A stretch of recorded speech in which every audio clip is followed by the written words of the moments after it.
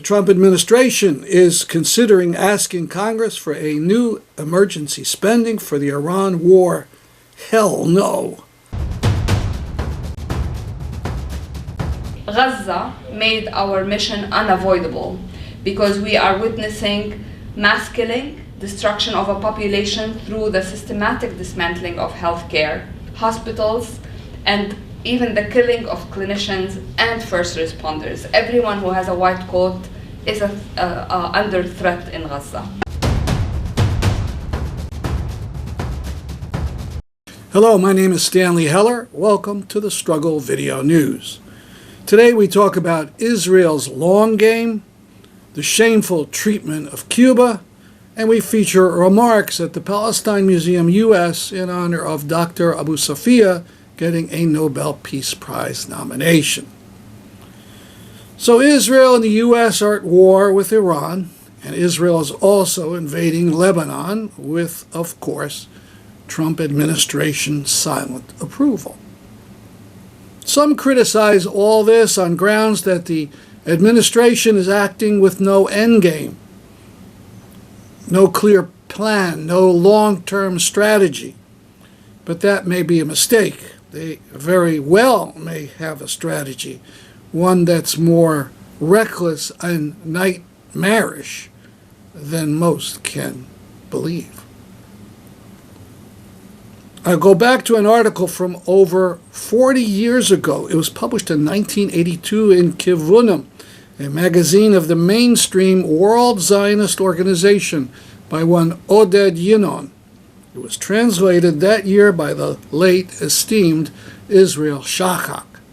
Essentially, the article is a plan to make Israel into a world power through dissolution of what the author calls the Arab Moslem world, breaking up all the existing Arab states and Iran into small states, and for Israel to dominate them all. Dissolution is a word repeated 9 times in this small article. If that doesn't happen, the author darkly writes, Israel shall not survive as a state.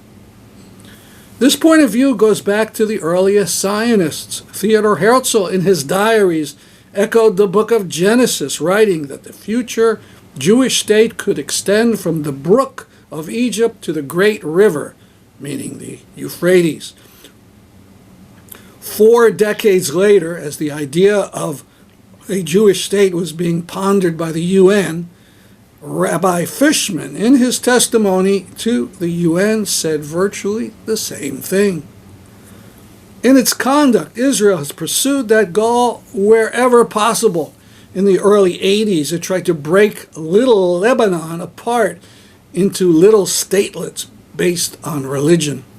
In Syria, right now, it has destroyed all of Syria's major military equipment and is working on making protectorates, one for Syrian Druze, another for Syrian Kurds. This may seem wacky, but this was discussed openly just a few weeks ago by the U.S. ambassador to Israel, Mike Huckabee, during a 3-hour talk with Tucker Carlson. Carlson asked the ambassador, who is a pastor and an ardent Christian Zionist, about whether God had given Israel land mentioned in the book of Genesis, which Carlson said was practically the entire Middle East. Carlson asks, does Israel have a right to that land? Huckabee responds, it would be fine if they took it all. This may all seem to be an argument from the 16th century, yet bizarre as it seems, this appears to be Israel's strategic vision backed up by the Trump administration. You've no doubt heard that efforts to use the War Powers Act to stop the Iran war has failed, but Congress can still act. Trump is asking for a $50 billion supplemental appropriation to run the war. Senator Chris Murphy of Connecticut did a fine tweet about this on Blue Sky. It read, The Trump administration is considering asking Congress for a new emergency spending for the Iran war. Hell no. This is our chance to draw a line in the sand and use our power to stop this war before it kills more Americans and sends the Middle East into more chaos. We hope he'll lead a serious campaign to stop the supplemental. The request for money is probably going to start this week. It would be a fine idea if you wrote to Congress, to your congressional representative, and quoted Senator Murphy's comment. More details and links to contact Congress at peace.org.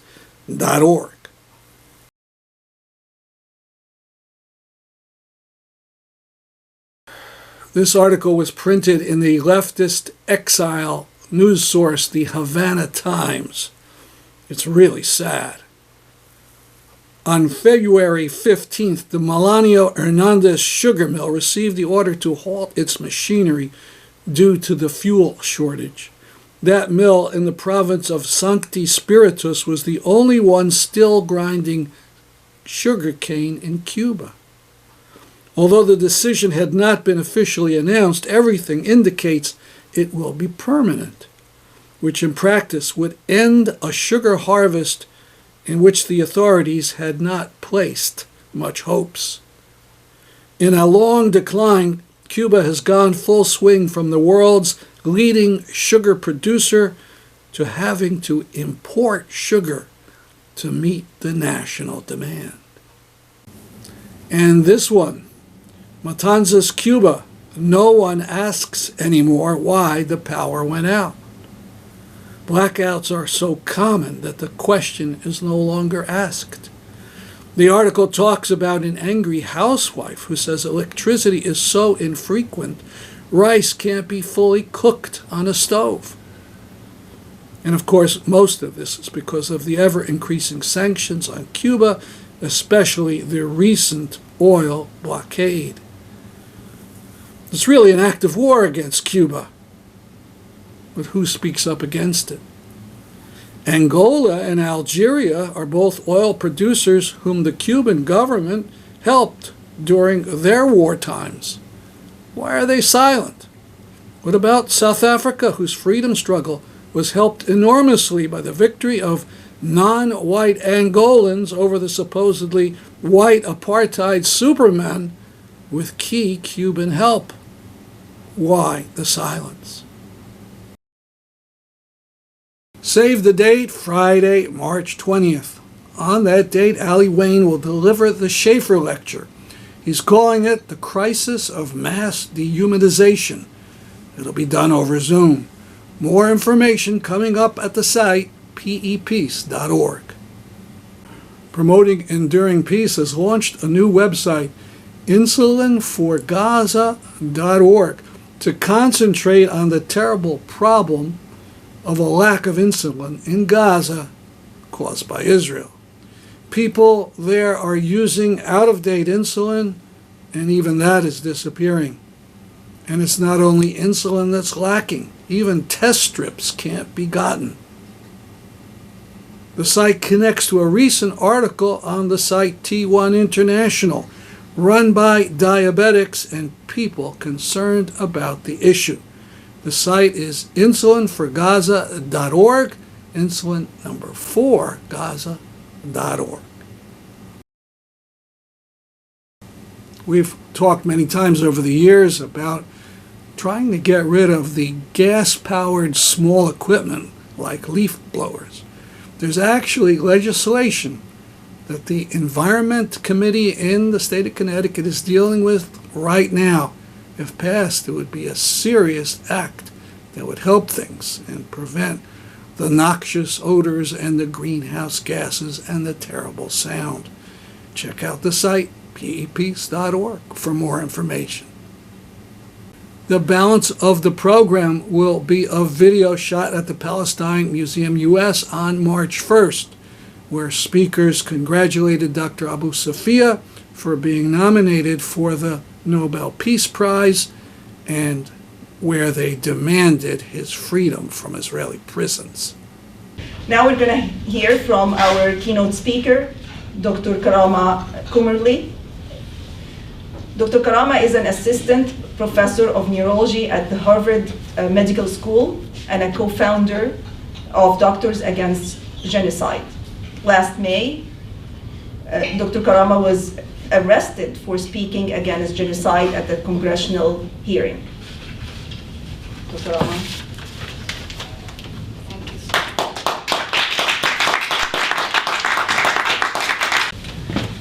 Thank you so much for having me. And thank you for the museum. Thank you for hosting this event. And my name is Karameh Kuemmerle. I'm the co-founder of Doctors Against Genocide. And I'm here in honor of Dr. Hussam Abu Safiya. Dr. Hussam Abu Safiya has a very personal connection to our organization, Doctors Against Genocide. We have a few members here, so we are all aware of how Dr. Hussam Abu Safiya was literally the start of our weekly webinar, the start of our serious advocacy. What happened is that he was the first doctor to join our weekly webinars, and he joined because his hospital was surrounded by tanks. And we started the webinars to raise awareness because of these tanks that were surrounding the hospital. We wanted to bear witness. We wanted to be in proximity to our colleagues in Aly Wane. We wanted their voices to be heard throughout the world. Dr. Hussam joined us when he was treating children in the hospital, and his hospital was surrounded by tanks and attacked repeatedly. On our webinar, he made an appeal to President Trump, pleading with him, asking that he should pressure the Israelis to allow the hospital, just the hospital, to remain open, to treat the children for injuries that they sustained because of attack by American jets and American weapons. We wrote a letter also to President Trump begging to keep the hospital open. And Dr. Abu Safiya, he's a very soft-spoken, very humble, very polite doctor. He's an exceptional human being. He was always somebody that we marveled. How can he keep his calm and be so gentle when things are so brutal around him? He left the hospital, walked to the Israeli tank, asking to speak to the commander, thinking that he will reason with this supposedly human being to keep the hospital open. And since that time, no one saw him at the hospital. He was incarcerated, and he has been in incarceration without charge ever since. And we have been screaming at the top of our lungs, free Dr. Abu Safiya, free Dr. Abu Safiya. And it has been more than a year.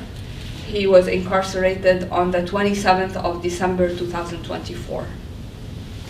He has since lost 40 kilograms, not pounds, in this illegal incarceration. He is enduring brutal, vindictive torture. We saw Dr. Abu Safiya in tears burying his own son before he was arrested. He himself was shot in the hospital in his leg, and he was treated in the hospital and at the same time treating his patients because he was the specialist. He had to do things that he never trained to do because the surgeons were killed and the orthopedic surgeons were abducted. So as a pediatrician, he needed to do things that were beyond his expertise. Since then, we have been inspired by Dr. Abu Safiya, and we continue to support our colleagues in Gaza, and we continue to have a community every Sunday of the medical professionals in Gaza to speak to us, educate us. We choose to be with them every minute. We choose to be with them, and we do not look away. We refuse to leave them alone, and we refuse to pretend that nothing is happening to them. And since then, we have had Dr. Al-Farra, Dr. Abu Rish, Dr. Abu Salmiya, Dr. Saqar, so many amazing individuals who have become household names to us, and we speak in their name, and they always educate us, and they always inspire us, and they are the light in our lives, believe it or not. Even though they are in Gaza, suffering this brutal genocide, they manage to keep us going and give us hope. So just about our organization, and Phil and Martha and Eileen are here, and maybe others, Omar. We have found ourselves together in community after the genocide in Gaza. And Doctors Against Genocide is Palestinian-led. We are Palestinian. We are Palestinian medical healthcare workers. And we founded the organization because we grew up under occupation. And the organization was born from the awareness of injustice that we endured under occupation, where our humanity was treated as conditional and our fundamental human rights were systematically denied. And we do not accept that. We do not accept it for ourselves.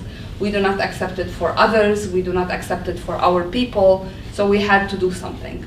We have one universal mission. Genocide is preventable. It is a man-made catastrophe, and the medical community has the duty to recognize early warning signs and tell truth plainly, and never again should be for everyone, not just for one group of people, and it should be for all of us. Gaza made our mission unavoidable because we are witnessing mass killing, destruction of a population through the systematic dismantling of healthcare, hospitals, and even the killing of clinicians and first responders. Everyone who has a white coat is under threat in Gaza. Even though now we have a ceasefire, we know that this ceasefire is not a real ceasefire. The doctors are still seeing mass casualties, and people are being targeted. Police officers are needed in Gaza. We just heard a couple of days ago, 4 of them were killed by drones because Israel does not want a normal structure for life in Gaza. We reflect on our work as doctors, as nurses, as healthcare professionals against genocide in honor of Dr. Abu Safiya and in honor of all the Palestinian healthcare workers that continue to work under conditions designed to break human life. But they refuse to leave their hospitals. They refuse to leave their clinics, and they kept the spaces open for patients even when they did not have a single medication to give. Because for them, having a clinic open or having a hospital open is a declaration of hope. Our colleagues in Gaza also inspire us to be excellent physicians and excellent nurses and people who really care about life. And I see that every day when I'm in clinic. I feel when I see patients or when I'm in my hospital, I feel that I'm privileged to be able to give medicine and to treat and to take care of my patients and to refer them to others, order scans, MRIs. I do not take this for granted anymore. And that makes me a better clinician. I know that. And despite the destruction that has befallen Gaza, believe it or not, we continue to be inspired by our colleagues. Their skill is extraordinary. Their teams are exceptional, and I'm not saying this lightly. They're under siege, scarcity, displacement, grief, and constant danger. They continue to practice with exceptional rigor, ingenuity, and courage. We work with a group of two nurses who work with the visually impaired community in Gaza, and the reports that they make, it's very high level reporting, research. It's very impressive, to say the least. To honor Dr. Abu Safiya is not to speak his name alone, but to act in accordance with what his example demands, that we refuse abandonment, we defend the sanctity of healthcare and protect those who heal others and insist on accountability for those who destroy. We remain in the corner of our people in Palestine and of every threatened people every minute of the day, documenting evidence, protecting healthcare workers, mobilizing institutions, demanding accountability. To us, our oath is a mandate for disciplined, organized, and sustained protection of life.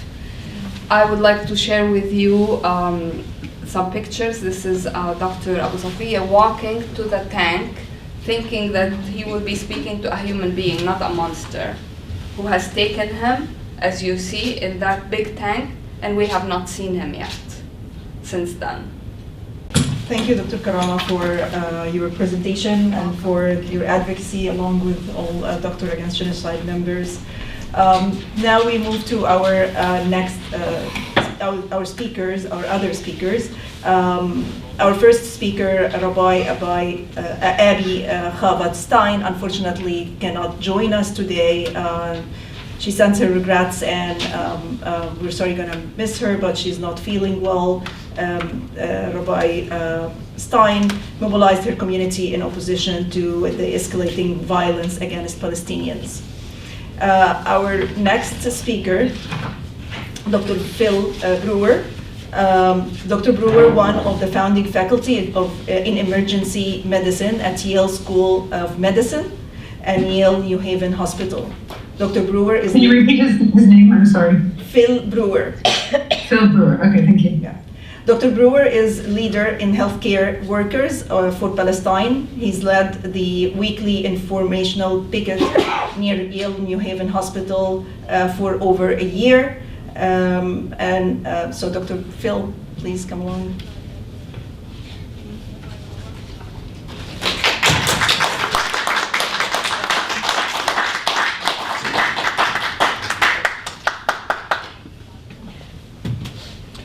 Thank you very much, and thanks to the organizers and the hosts.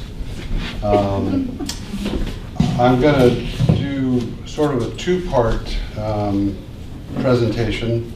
The first is just pretend that I'm Dr. Abu Safiya's press agent, arguing why he should be awarded the Nobel Peace Prize. So why Dr. Abu Safiya should be awarded the Nobel Peace Prize. So the selection of recipients of this prize is a process that, in theory, recognizes individuals who embody courage, compassion, and an unwavering commitment to humanity in the face of adversity. Ideally, it recognizes those who preserve life and dignity amid violence and despair. The choice has been politicized at times, and it has gone to individuals who do not represent the values that the prize was meant to embody. Recipients such as Henry Kissinger, Barack Obama, some of you will disagree with that, and Maria Corina Machado come to mind. The last one having further sullied the award by handing it over to Donald Trump at the White House. And she's still not going to be president. In the best of cases, laureates have distinguished themselves by their devotion to humanitarian principles, often in the face of great personal danger. This group would include Karl von Ostieski, a German journalist and humanitarian and democracy advocate who died in a Nazi concentration camp after spending his career as a journalist trying to warn the German people of what was going to happen if Nazism took over. And indeed, it did, and he paid for it with his life. Nargis Hamadi, an Iranian feminist, I'm from the Midwest, so I say Iranian, if you don't mind. An Iranian feminist who was imprisoned at the time of the award and continues to be imprisoned in spite of failing health.